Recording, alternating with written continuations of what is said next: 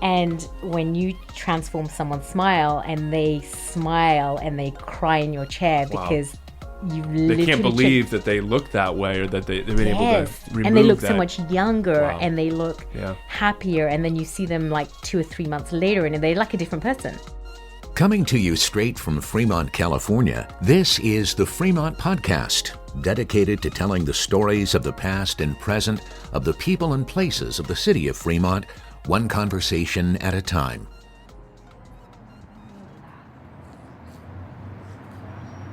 Hello, Fremont. This is Derek. We are at the Fremont Main Library. You are listening to episode 53 of the Fremont Podcast. Now, here's your host, Ricky B. So I'm at the dentist office right now, and that's not because I'm getting any tooth work done, but Dr. Sheila Dobee is one of our dentists here in Fremont, and I found her on Instagram. I find a lot of people on Instagram, but she does a fantastic job of sharing what she does and what her passion is. And it was really attractive to me as far as just seeing all that she was doing and all that she does for our community. And I reached out to you a couple months ago. Yeah, it's been a while. So I reached out to you a couple months ago, and we have been trying to make this work, and we finally made it happen. So I'm in Dr. Sheila Dobee's office. Actually, on the door it says Dr. Dobelicious. So that was my team members that did that, not me. Well, it's an eye catcher there, so that'll be good. But I'm excited to have you on the podcast. We've already chatted just a little bit, and you seem to have a fascinating story, as so many people do here in Fremont. But I want to hear a little bit about you, and actually, I want to first start off. You are an author, is that right? Yes, I am. Okay, so tell me a little bit about being an author. What? So I wrote a book called Ninja Tooth Battles. Okay. And the reason I wrote the book is basically there's so many kids coming in with cavities. And I was, looking at like how much tooth decay was rampant out here. And I would speak to the parents, and the parents would say to me, oh, we give our kid a really healthy diet. And I'd be like, okay, well, what is your kid eating? And they'd be like, oh, dried blueberries and this and this and this, and these bars that are made of like nuts. And then I would look at these labels, and these labels would have so much sugar in them, and sugar causes cavities. Right. And the parents were having a really tough time getting their kids to brush their teeth, right? They're like, Johnny, it's time to brush your teeth. And these kids are like, I don't want to brush my teeth. And right. I was like, oh man, I need to like help these parents get their kids to brush their teeth. Yeah. So I wrote the book about this little boy that didn't want to brush his teeth, and then the journey that he goes through, and then he meets these characters, these like monsters that like live in his mouth. And I would basically tell the story when these children used to come in for their dental appointment. And as I'm like working on them, I'd tell them the story. And then I'm like, and now you see why you have to brush your teeth. And then they would listen. And then the parents would come in and say, thank you so much for the little story that you tell these, our son or daughter, because they now go home and brush their teeth. That's awesome. And in the book, it teaches you a little bit about how to eat, right? And a little bit about sugar and reading labels and stuff like that. So, a lot of my patients, I'll give them the book to read to their child, and they read this book in the evening. Pretty much most nights they get to read this book. And I've had such great feedback from the parents, and it's great because I feel like I'm actually making an impact. They're eating better, they're brushing their teeth, and it's a fun little kids book, and it's available everywhere on Amazon, and even our local store Banter has it there. Wow, that's great. Yeah. Well, that's kind of cool too, because it has this kind of organic origin to it, where it was not just something that you decided to do by yourself, alone, and then you came out with this publication. It was actually a story that you were already telling that was already making a difference. Tell me a little bit about your story and dentistry and what you do. What do you do? Well, my passion, let me tell you about that. I've wanted to be a dentist since I was 13 years old. Okay. So when everyone else was at school writing, we'd have like a project to write. People would be writing, my friends would be doing projects on pop stars, for example, and I would be doing projects on teeth. And I remember people would be like, well, what do you want to be when you grow up? And I was like, a dentist. And I was 13 at the time. And I don't know where that passion came from. I feel like I was just born to be a dentist. Wow. Oh. And as the years passed, I went to dental school very early at 18. So I was out pretty young. And then I've been a dentist, over 20 years now. And Wow. I just love it. I love what I do. I love seeing the patients smile, changing their lives. Okay. You'll have someone come in that hasn't smiled for their whole life. Even the way they smile, like they kind of, some people, they'll cover their mouth, or they'll smile where they hide their teeth. Yeah. And when you transform someone's smile and they smile and they cry in your chair because you've literally... They can't believe that they look that way, or that they've been able to remove and they look that. so much younger, and they look happier, and then you see them like 2 or 3 months later and they're like a different person. Yeah. They've got new confidence. That's great. There is nothing more rewarding, I think, in a profession to change someone's life by giving them a smile, or by they get pain or headaches. Like you can do like clear aligner therapy and realign someone's teeth, and now they don't have headaches anymore, and they're chewing better, and when they're chewing better, they're digesting their food better, and it helps with weight loss because now they're eating properly. And then you just get to meet so many great people. I mean, Fremont just has so many really good people. I've been here for 20 years, and I've seen children grow up into adults, get married, and then their kids come in. I don't want to age myself, but You're 21, right? Yeah. You moved here when you were 1 year old, right? but you see, just amazing people, and the community is so great. You just to share their lives, the family lives, and then they refer their friends, their family, and then a lot of these patients end up becoming my friends because, and you care about them. Like if something happens, I'll send them a gift, or I'll send them flowers, or because they're just part of your family. It's just like you feel like you've just got an extended family. That's great. And that's why I take a lot of classes. I learn a lot of things. I learn about like health and wellness and nutrition and mental health. Because so your passion, real quick, your passion seems to be greater than just teeth. I mean, you said that you were when you were 13 years old, you just you started thinking about teeth. Was there anything in your life, like maybe an event or something that was like significant to you? Like, because what you're explaining to me right now is not somebody who's in love with teeth, or it's not someone who's in love with smiles necessarily, although there's happiness and joy behind those smiles. But was there anything to you that happened in your life where you basically said, you know what, this is a bigger deal than just working on teeth? I think from a very young age, I've wanted to help people. Okay. Even going to school and being heavily bullied myself as a child. Oh, wow. I see like what self-confidence does to people. I think I also understand like people just from the journey that that they've gone through. Yes. Sometimes I'll see someone, they're embarrassed because their smile is they've neglected their teeth for a while, and I'm like, everyone's had their journey. Yeah. This isn't about me looking at you and thinking, oh, you haven't taken care of your teeth. I'm wondering, what have you gone through to get to this point? And my job isn't to judge you, it's just to help you. Yeah. You've come to me to make a difference in your life, and that's an honor that I have. That's awesome. So I want to see, how do I change how can I change your smile and get you healthier? And sometimes I'll have a patient in the chair and it's not even about their teeth. It's just sometimes we talk about other things. We talk about like things that are going on in their life, their mental health maybe, or we talk about their situation that they're going through. And then, you just help them through that stage. That's great. So I feel very blessed that I'm not just a dentist. I'm kind of almost like their friend. That's awesome. I love that. And you said you were taking some other classes, or that you've invested in taking other classes as well. You said wellness, and what other things do you find that have been valuable to you in helping fulfill the passion that you have and being able to help people? What other classes have you taken, or what other things have you invested in for yourself? So there's the dental aspect, which is because dentistry is an art. Right. So I've taken a lot of classes on like veneers and cosmetic dentistry, alignment, like Invisalign or Candid Pro, and really just how to do do really good dentistry where you're mixing the science and art together so that you have really beautiful outcomes. So nobody knows that you have any cosmetic dentistry done, but you also functionality, your teeth are put in the right position so they last a lifetime. Yeah. And you're comfortable now, less headaches, you're chewing efficiently. So there's that aspect, which is in dentistry, that's thousands and thousands of dollars worth of continuing education.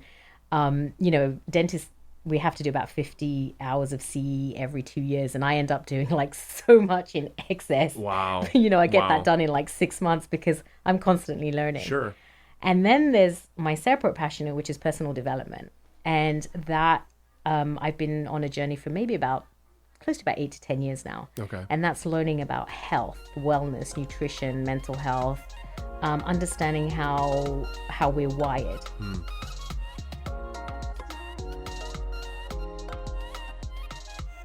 We'll be right back with the rest of the conversation in just a moment. Well, Dale Hardware is such a great place for you to find the things that you need when you're working on home projects. It's also a great place to find advice and help, to know exactly how to use the products that you're buying, to use the tools that you're using, and to know exactly what you're doing. Make sure you're doing the things the right way. And so Dale Hardware offers great customer service. There are great events that are happening all the time at Dale Hardware, and there are really great events happening all around the community. Whenever I drop into Petrocelli Homes down in Niles, Jennifer Petrocelli always treats me with great respect. Jennifer and John Petrocelli have been in the housing market for a long time. They are built homes. They've helped develop homes throughout the city of Fremont, and now they are selling and buying homes for people who are trying to make Fremont their place. John and Jennifer Petrocelli treat me like family, and I know that if they do that for me, then I know that they'll do that for you as well. So if you're in the market for buying or selling your home, then why don't you drop by Petrocelli Homes on Niles Boulevard, where you too can make your housing dream come true. Now, back to our episode. And, as a dentist, I see patients coming in every day, especially in the Bay Area and especially in Fremont, because a lot of people are having these very high stress jobs and they're coming in with TMJ, which is the jaw joint issues, because they're clenching so hard that these muscles are so tight. And what's happening is they're getting stressed out and they're breaking teeth because they're clenching so hard, because we're not designed to take on this much stress. Right.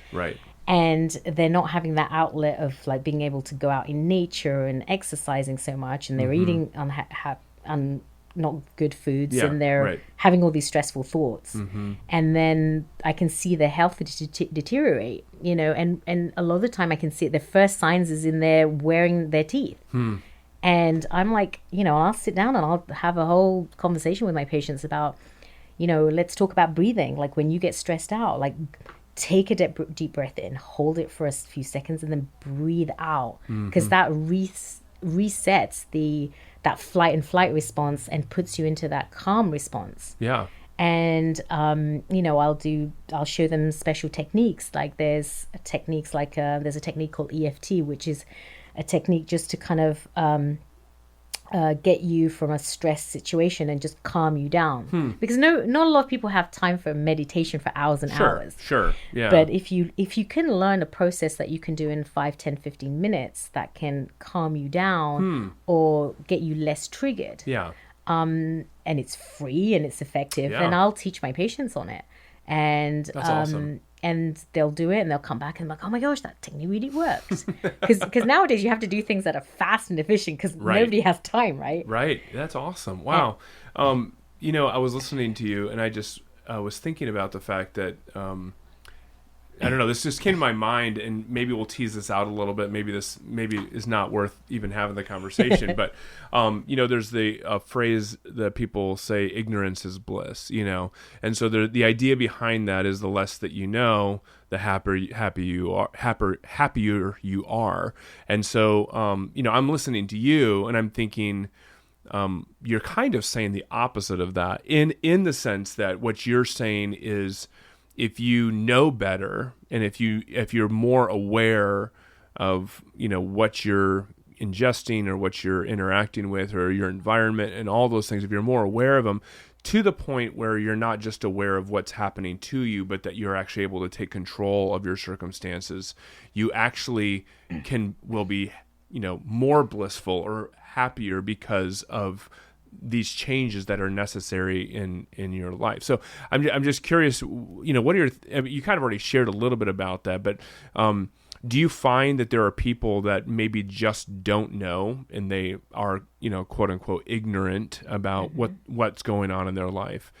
But by educating them or by sharing what you've learned and what you're making them aware of, you've actually seen them. I mean, you've talked about the changes you've made for people's smiles and stuff like that, but maybe some of this mental health stuff that you're talking about, or maybe even just dietary changes. Have you seen people truly change and become happier because of what you've informed them of? Yeah, because you don't come into this earth with a human manual, right? You have a manual for your computer, you have a manual for your car. Right. But a lot of people don't know how to regulate their emotions. They just assume, hey, I'm angry, and they don't know how to deal with that, right? Or they'll just, especially now with, after the pandemic, there's so many extra stresses, now the economy and things are expensive and financial stress that people go through.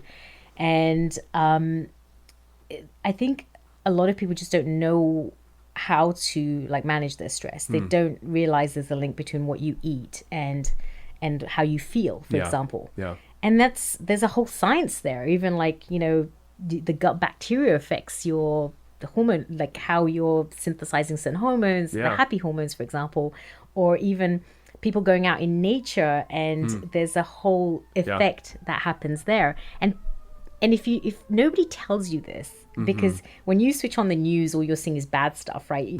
There's not a happy channel to teach you this kind of stuff, right? So you just don't know. Yeah. And I feel like every physician that is in a place of response, it's our responsibility to take care of our patients as fully as possible. When a patient walks into our door and sits in our chair, it's up to us to get to make them feel as best as we can. Yeah, yeah. And if we have a technique and a knowledge to do that, we should just give them some information. And a lot of the times, a patient will tell me, oh my gosh, that breathing technique really helped. Or, there's things that you can do for phobias, phobia fixes. And, I'll have a patient that cannot even walk into the dental office. They haven't been for 15 years because they're so scared.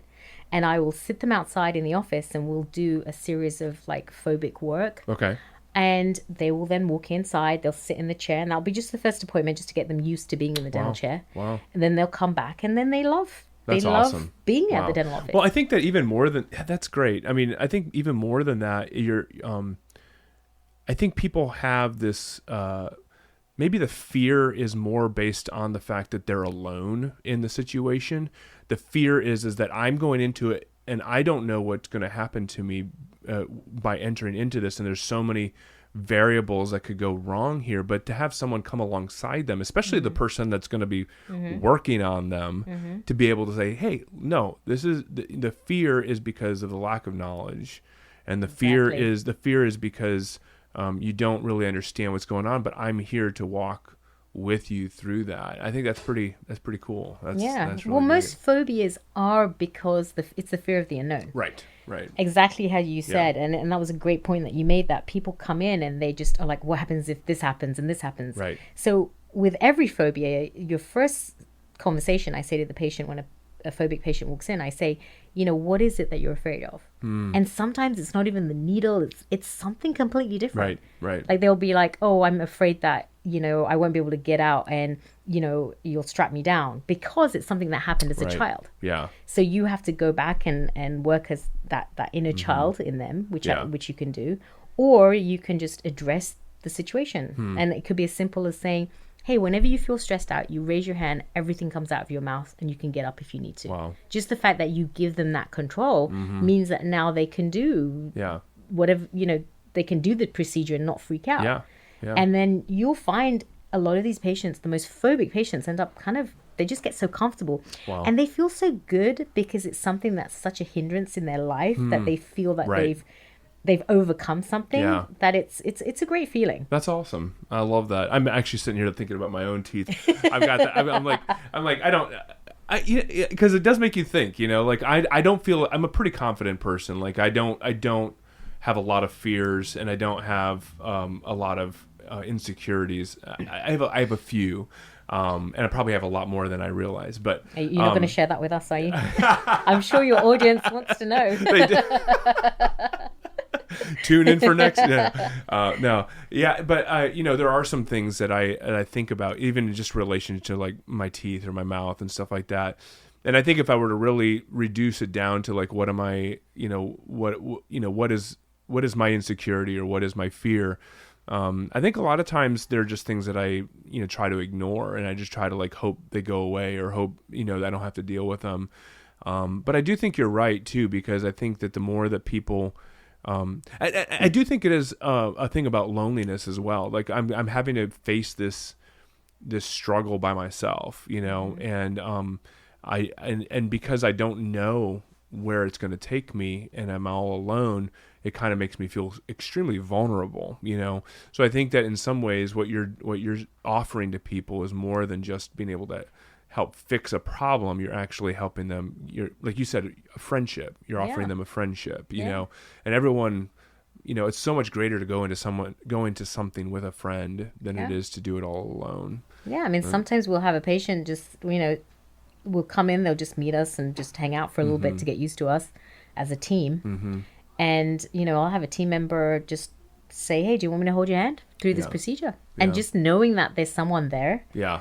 And we have our team is just, you met them. They're just such great people. Yeah, everyone's been great here. I love it. Everybody is so caring. I mean, like when the pandemic hit, we had our team members, hey, what do they need? We called all our patients that were above 70 to see if they were doing okay. Wow. And some people didn't have toilet paper. Some people couldn't get. And, my team members were, in their time, like in their own time, they were just taking a couple of toilet rolls down, and they were like just doing what needed to be done in that time. And I was so proud of them that, we have a team that just genuinely cares. Like sometimes a patient can't drive. Right. I've got team members that are like, oh, I'll just drop off, something at their house. That's amazing. And That's really cool. And I think in this day and age, it's so hard to find like a group of people that are also like-minded. Mm-hmm. That's great. And the fact that there's such, like, everybody gets along so well. Yeah. And they've got a great leader. Thank you. Thank you. They got a great leader. Thank you. I try. Yeah, that's awesome. Well, I think that matters a lot too, because I think that so oftentimes we can be concerned with having a successful career, or we can be concerned with making more money and being able to have a bigger status, a higher status in life. I think probably one of the biggest things that we can do for our community is to see how is it that we can work together with the people that we have around us to be able to make our world, our part of the world, a better place. Yeah. So I'm curious. I asked this to a number of my guests on the podcast, like 20 years from now, 2043. That's crazy. Yeah. So people are they're remembering. That's a long time. Yeah, they're remembering you. You're still alive and still kicking at 45 years old or whatever it is at that time. So what is it that you would love people to remember about you? Like, what is the legacy that you would love to leave? And I'm thinking specifically, you're still here in Fremont, and people know you, and they've seen what you've done. What is it that you would like for people to know about you and to remember you for? Just changing their lives, as far as making them smile, getting them like better looking teeth, better looking, just that they were able to use like something that's so important, like their teeth, comfortably. Right. It's the first, people chew. Look right away. Yeah. And give them that confidence because they have a beautiful smile. It changed their life because they now like are smiling more. Yeah. Because I think smiling is so important. Yeah. And when you smile, you get all these endorphins released, and not enough people are smiling. Yeah. Well, I'm curious. This is maybe off topic on that, because I did ask you this big question, but I missed that during COVID. I missed smiles. I told people when we started, people started taking their masks off and we started like interacting again, I was like, I just miss bad breath. I miss seeing the smiles. Breath, yeah, but... maybe not. Yeah. But I miss that about people, because it's something that smiles matter to people. Of course, smiles matter. I mean, you'd go into the store and everyone would have a mask on, and it was just like it was just weird. Isolating. It was. Yeah, it was you could so just see, weird. You could see, and people don't. You can smile from your eyes, right? But you're not getting that that feeling, that connection. Yeah, and that's why I think the mental health crisis is such an issue now, because and that's we were so isolated. That proves your point. That proves your point in the fact that, you know, having a good smile and being able to smile and letting people see your smile plays a difference in the emotions, in the attitude of our community. You know, it's like when all you can see is eyes peering out from behind a mask, it's like, okay, I feel really, really alone. But all of a sudden, you know, I smile a lot anyway, and I say hi to people. I was at Whole Foods last night getting something, and this guy came around the corner, and I just smiled real big, and I don't know why I did. It didn't, you know, but he kind of looked at me like it was a little strange, but then it was kind of like, I'm a smiler and a hugger, and I do all the things that people, you know, but I think we need to smile, and I think it's great when we offer our smiles to people. And you have a wonderful smile. Unfortunately, your audience don't get to see it because they just get to hear it. Thanks. But yeah, it is a beautiful smile. Thank you. I appreciate that. So tell me a little bit about where you came from, and then what is it that you love about Fremont? What brought you here? So I was born and raised in London. Okay. And then I came here in 2000, so over 22 years ago. Okay. Yeah, so that's a British accent. Yeah. A lot of people, Australian, South Africa, they can't tell. Yeah. So especially when you look at me, then everyone's like, oh, she's got black hair, brown face, like, you know. So born and raised in England. My parents are from Mauritius. Okay. And then my great-grandparents from, we're not quite sure, somewhere in India probably. Okay. And what brought me to Fremont was when I was looking for a dental practice. I started a very small, tiny dental practice, and it was absolutely beautiful. It was a tiny little dental office in the middle of Fremont, and you know, it had carpet. You know, it was like the most green carpet. It was the most unhygienic thing. It was just the first place I started. Okay. And, you know, I didn't have many patients. Yeah. I'd have like 2 patients a day, and I grew thousands and thousands over the years. Wow. And I just fell in love with Fremont. And I mean, obviously it's got really busier over the 20 years. It was just such a culturally diverse place, and it was just a nice area. And it's, you know, great food and great people. And so there are different cultures around the world. I mean, we have so many cultures and people coming here from all over the world. And there are different like physical challenges for people in many different cultures, you know. So you might have people coming, you know, like we have immigrants and refugees that have come to Fremont. And so I know of like friends right now, for instance, who are recent refugees from Afghanistan who are dealing with like dental issues like because they just didn't have the same resources that they've needed over the last several years. I think in some cases many of them have, but I know of other people that are really struggling. Do you find different challenges because I was actually having this conversation with somebody yesterday. I just did a trip to Africa in March, and it was in the Central African Republic. It was the poorest country in the world, and very, you know, the poverty was very obvious. Wow. But it was interesting that their teeth were so beautiful. Like they were straight and they were white and they were beautiful. Yeah. And it was just amazing to me. Is like, you know, I don't even have as nice a teeth as they have. And yet they're living in they're literally living in the poorest country in the world. And so I'm just wondering, like with your practice, have you found that with so many different people from so many different backgrounds and so many different countries coming into this place, that you've found different challenges with different people because of maybe the lack of resources that they've had previously? Some of it's the lack of resources and the quality of care. Sometimes you'll get a patient coming in from, let's say, India or Pakistan or somewhere, and they're not in pain. So they're like, oh, my dentistry's great, my teeth are great, But then when you look at the dentistry, like your crown is open and bacteria is getting in there and it's just festering underneath there. But because there's a feeling that, hey, pain equals something's wrong, there's no pain, means that nothing's wrong. Nothing's wrong. Yeah. Right. And so then when you see this and you're like, oh, you've got a crown that's open, luckily we have amazing imaging technology here. We can actually do 3D imaging. Wow. We have a CT machine here. We have so much imaging that can show a patient exactly what we're looking at. Wow. That they're like, oh, okay, I see it. I don't even have to kind of, explain you don't have to try to explain it. Yeah.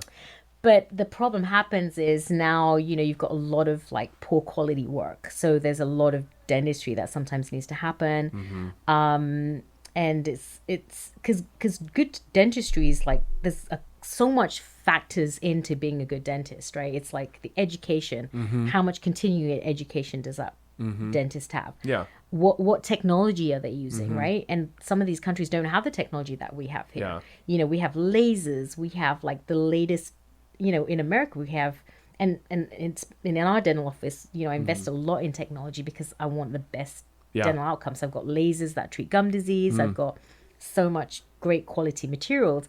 There's patients out there that have fillings done that they had a filling done maybe a year ago and their fillings falling out because the dental material isn't lasting that well. Yeah. Wow. And then you also have to look at, there's so many procedures. Like our dental office, we have it's a multi-specialty office. So we have an oral surgeon, we have a root canal specialist, we have a gum specialist, we have a cosmetic specialist, a teeth alignment specialist, and cosmetics. There's a bunch of us working together, getting the best outcome. Yeah. And a lot of the time, you'll have a patient going to one dentist in their country that's trying to do everything. Right. And then you've got it's true. These funky root canals and these, teeth half pulled out and you go in there and you're like, oh my gosh, we got to really rebuild this person's mouth. Yeah. Do you have favorite places in Fremont that you love to go? Are there things that you love to do around here? You've been here for 20 years now. Well, there's obviously the nature here. There's like the lakes, Parks Lake Elizabeth, the park. There's a lot of just the beauty. I really love this Mission area. Okay. As you know, obviously. Yeah, because we're really close to the Mission San Jose right up here. Yeah, you can almost see. I'm sure you could almost see it. From here. You can see it from the room. The Mission Church. Yeah. And the grounds here it's just very healing.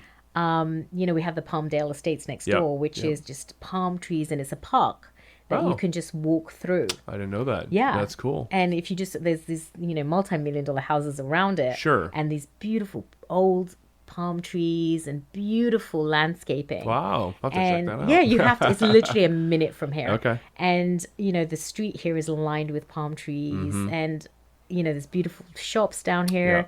Yeah. And I always feel like this is like the Rodeo Drive of like Fremont. That's right? awesome. That's awesome. I always used to drive past this part of Fremont right at the beginning because we moved here to this location about 8 years ago. We were more central Fremont, and every time I used to pass here, I'd be like, oh my gosh, this place is beautiful. And I'm like, who gets to practice out here? And then when I had an opportunity to practice here, I was like, wow. Well, I loved walking into your lobby. Like, I don't know how it is normally, but I mean, it's the holidays right now.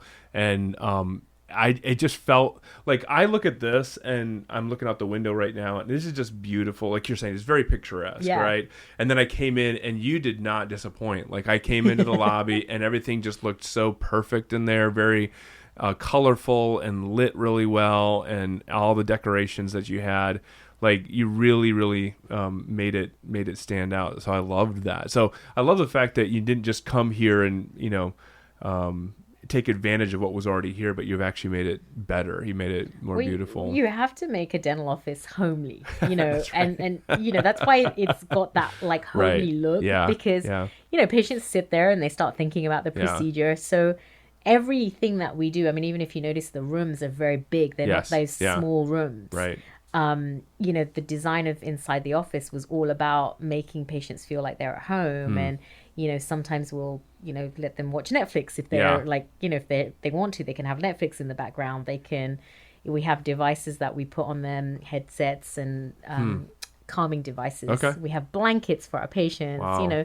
Well, you have a massage chair in the lobby. I'm like, I want to go back and sit down in that thing because that looks so nice. We have patients come, like, literally, we're like, oh, Mrs. Jones, you're 30 minutes early for it. They're like, I'm coming in for the massage chair. And I'm like, take it. Of course. And that massage chair literally goes like 180 so that you can literally like lay back. Oh my goodness. Wow. Sometimes our patients fall asleep in the massage chair. And I'm like, where is our patient? And they're like, oh, they're at the front. And we'll go to the front and they're like passed out on the massage chair, relaxing. That's awesome. Awesome. Well, I love that you think of all those things because, I mean, so my story when I was a kid, and I told more of my story on episode 50. So I had someone interview me and I got to tell my story. But I came from a very poor background.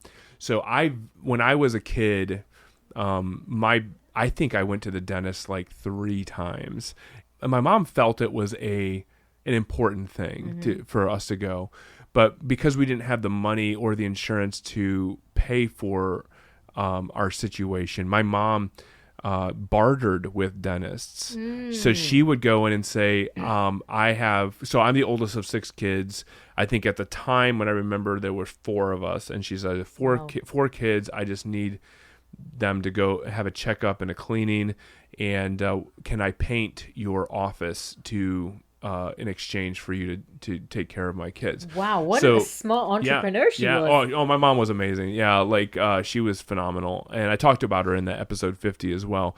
But we would go in there, and she wouldn't just do it alone. She would have all of us come in there, and we'd all contribute. And I think we painted.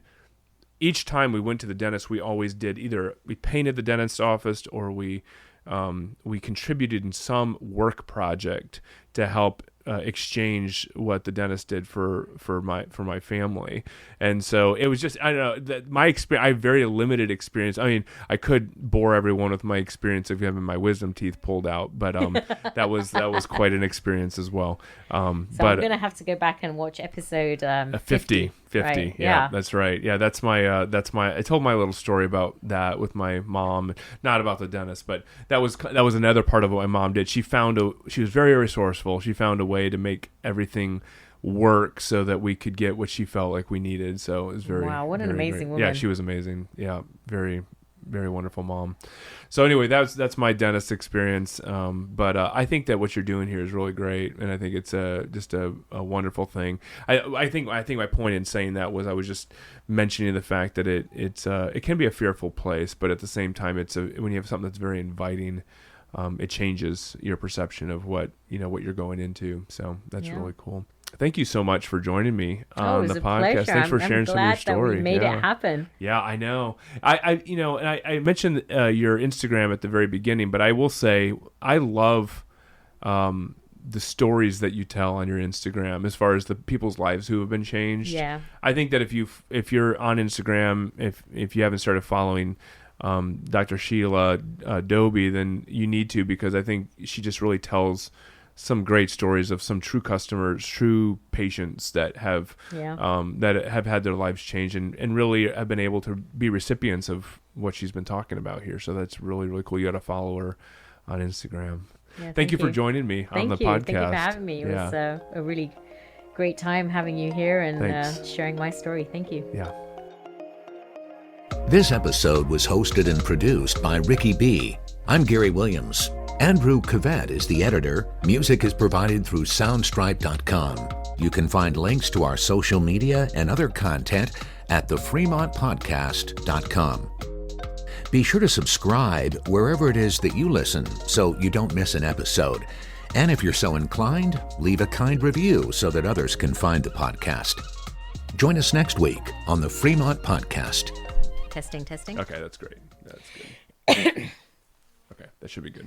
It's so funny when you're about to start, you suddenly have this coughing fit. Does everyone have that? Oh yeah, it happens all the time. People I don't know what it is. I wasn't coughing before, but then you're like, oh god, I got to like I've all of a sudden, it's on the record, and people are listening to me now. So yeah, okay, good. This is Muggins Media.